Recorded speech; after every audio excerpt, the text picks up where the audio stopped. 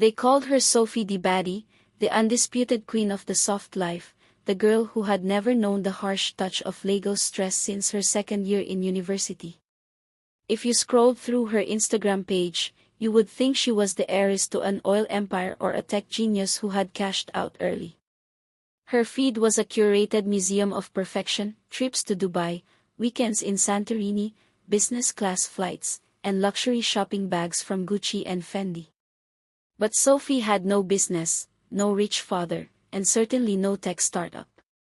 What Sophie had was beauty that stopped traffic on the Lekki Koyi Bridge, a body sculpted to perfection, and a philosophy that terrified her friends. She believed that suffering was a choice and that a man's wedding ring was merely an accessory, not a stop sign. Back in her university days in the East, her roommates, Neka and Ifioma, would sit her down on their worn-out hostel mattresses, begging her to be careful. They watched as cars they only saw in magazines came to pick her up at odd hours. They saw the expensive wigs, the latest iPhones, and the cash she threw around effortlessly. Neka would warn her, "The tears of a married woman are dangerous, so stop building a castle on another woman's pain." but Sophie would laugh, a high, tinkling sound that dismissed their fears as pure jealousy. She would tell them, "You guys are doing God went up and down when I'm leaving the answer to your prayers." She told them she was smarter than the wives, that she knew the rules of the game, never catch feelings, never get pregnant, and never get caught. By the time she graduated and moved to Lagos, Sophie had mastered the art. She rented a beautiful 2-bedroom apartment in Lekki Phase 1, furnished with velvet couches and marble tables. She became a full-blown influencer, her follower count ticking upward with every sultry photo she posted. But she was careful. Oh, she was professional. She never posted a man's face. Her followers only saw a masculine hand resting on a steering wheel, a heavy gold signet ring, or the back of a head overlooking the ocean at a beach resort. She sold the fantasy of a mystery lover, a king who spoiled her rotten. There were close calls, of course. Once, at a mall in Ikeja, she had to hide in a bathroom stall for 45 minutes because her date's sister-in-law walked into the same restaurant. Another time, she had to jump out of a moving G-Wagon in Victoria Island because the man spotted his wife's car in traffic 2 cars behind them. Each escape didn't make her fearful, it made her feel invincible. It gave her an adrenaline rush. She felt like a phantom, a ghost that could eat the sacrifice and disappear before the gods noticed. Then came Chief Emeka. He was different from the others. He wasn't just rich, he was wealthy in that quiet, old-money Lagos way. He was an able businessman with investments in real estate and oil, a man who spoke softly but carried a heavy presence. He was married, of course, happily so, by the looks of his public profile, but he told Sophie the usual stories. He said his wife didn't understand him, that they were merely roommates for the sake of the children, that Sophie brought a spark back into his life that had been dead for 20 years. He paid her rent for 2 years in advance. He bought her a Range Rover. Thank you, baby. The car just came in. I will open a boutique for you in Lekki. It's a small thing for Odogu. Thank you, Chief. For the first time, Sophie violated her own first rule, she caught feelings. She began to believe that maybe, just maybe, she could be the second wife, or perhaps the one he eventually chose. She started getting reckless. She would drop subtle hints on her stories, a glimpse of his unique cufflinks, the specific interior of his car. She wanted to mark her territory. One humid Friday evening in December, during the peak of the festive season when Lagos was buzzing with energy, Chief Emeka told her to dress up. He was taking her to Shiro Lagos, that upscale, dimly lit Pan-Asian restaurant at Landmark Center. It was a risky move, taking a side chic to such a high-profile spot on a Friday night, but Chief was feeling bold, and Sophie was eager to be seen. She wore a stunning emerald green dress that hugged her curves like a second skin, her makeup flawless, her hair cascading down her back in expensive waves. As they sat in the car heading toward Victoria Island, Sophie felt like she had won at life. The air conditioning in the car shielded her from the Lagos heat, and the soft jazz playing masked the noise of the traffic. Before we get into what happened at that restaurant, if you are enjoying this story so far and you love African storytelling that hits deep, please take a second to like this video and subscribe to the channel. When they arrived at Shiro, the ambience was intoxicating.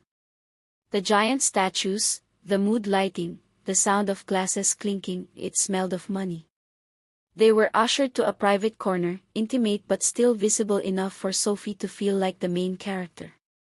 They ordered sushi and expensive champagne. As Chief Emeka laughed at something she said, he rested his hand on the table. On his wrist sat a very distinct, limited edition Patek Philippe watch, encrusted with diamonds that danced under the restaurant lights. Sophie couldn't resist. She pulled out her phone, pretending to take a selfie, but she angled the camera to capture her glass of champagne and Chief's hand with that unmistakable watch in the background. She posted it to her Instagram story with the caption, "Date night with Sadie. Soft life only." She didn't tag him, but she didn't need to. The watch was a signature. She put her phone down, smiling at Chief, unaware that across town, in a sprawling mansion in Ikoyi, Chief's wife, Mrs. Chima, was sitting in her living room. Mrs. Chima was a woman of class, but she was also a woman of intellect. She had suspected her husband's movements for months. She had created a fake Instagram account, a burner account, specifically to follow the Lagos baddies she suspected her husband might be entertaining. She followed Sophie. When the notification popped up, Mrs. Chima watched the story. She froze. She knew that watch. She had bought it for Emeka for his 50th birthday in Switzerland. It was custom. There was no mistaking it. She looked at the background of the video, the distinct decor of Shiro. She didn't cry. She didn't scream. She simply stood up, grabbed her car keys, and called her driver. But then she changed her mind, she wanted to drive herself. She needed the rage to fuel the engine.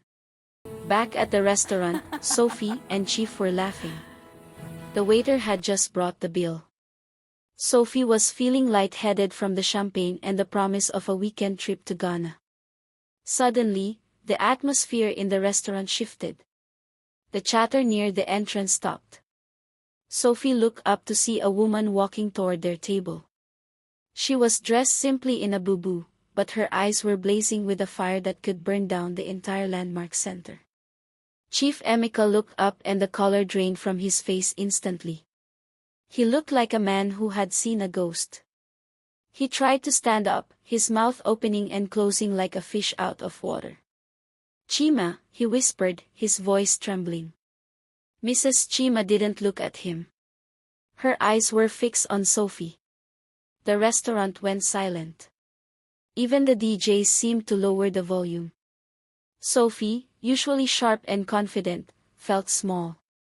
She tried to compose herself, tried to summon the arrogance of the main side chick, but the energy coming off Mrs. Chima was overwhelming. "So," Mrs. Chima said, her voice calm but deadly loud in the quiet restaurant. So, this is the business meeting? This is the emergency board meeting that couldn't wait. Madame, I beg, let's not make a scene. Shut up! You have the audacity to tell me not to make a scene? You are eating my children's school fees while wearing my husband's lies. And you tell me about a scene? By now, phones were out. The customers at Shiro, other influencers, businessmen, expatriates, were recording. The flashlights were blinding. Sophie covered her face with her expensive clutch, but it was too late. Then came the blow that hurt more than any slap. Mrs. Chima turned to her husband. "Emeka, who is this prostitute?"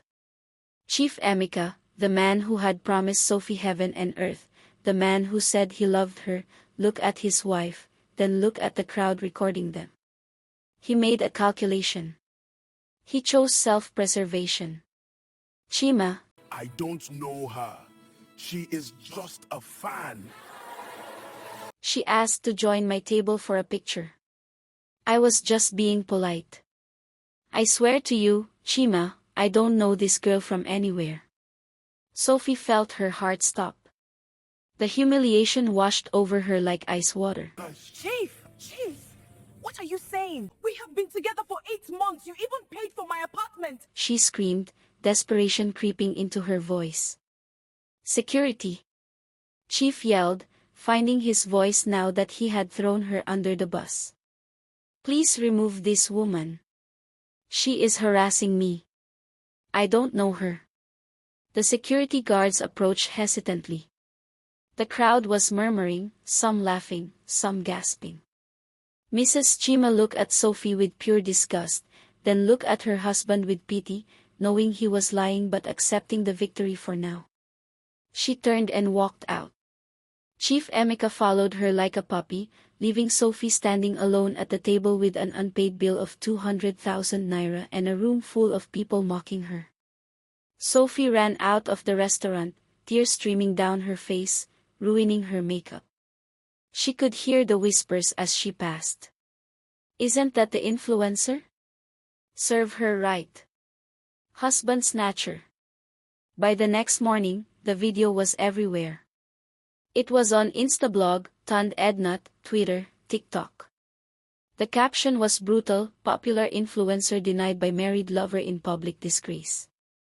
The comments were merciless. People dug up her old tweets mocking working women. They tagged the brands she worked with.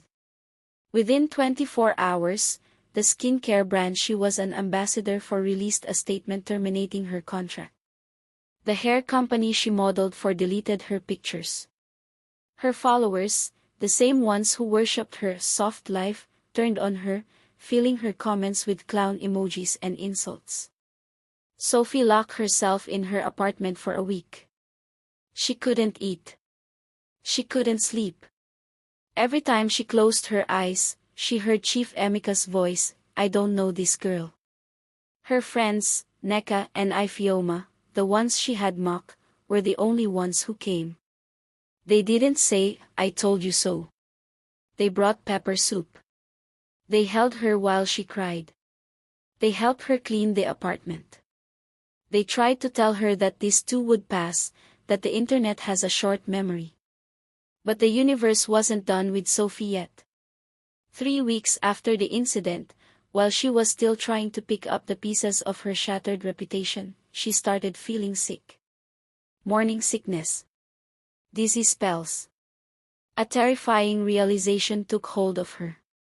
She bought a test kit from a pharmacy far away from her house where no one would recognize her. 2 red lines. Positive. She sat on the cold tiles of her bathroom floor, the test strip in her hand. She was pregnant. For Chief Emeka, the man who had publicly declared he didn't know her. With trembling hands, she picked up her phone. She had to tell him. Maybe, just maybe, the child would make a difference. She dialed his number. It rang once, then cut to voicemail. She tried WhatsApp. Her profile picture disappeared from his chat, and her messages turned to single ticks. He had blocked her. She tried calling from Neka's phone. He picked up, heard her voice, and said coldly, If you ever call this line again, I will have you arrested for extortion. Stay away from my family.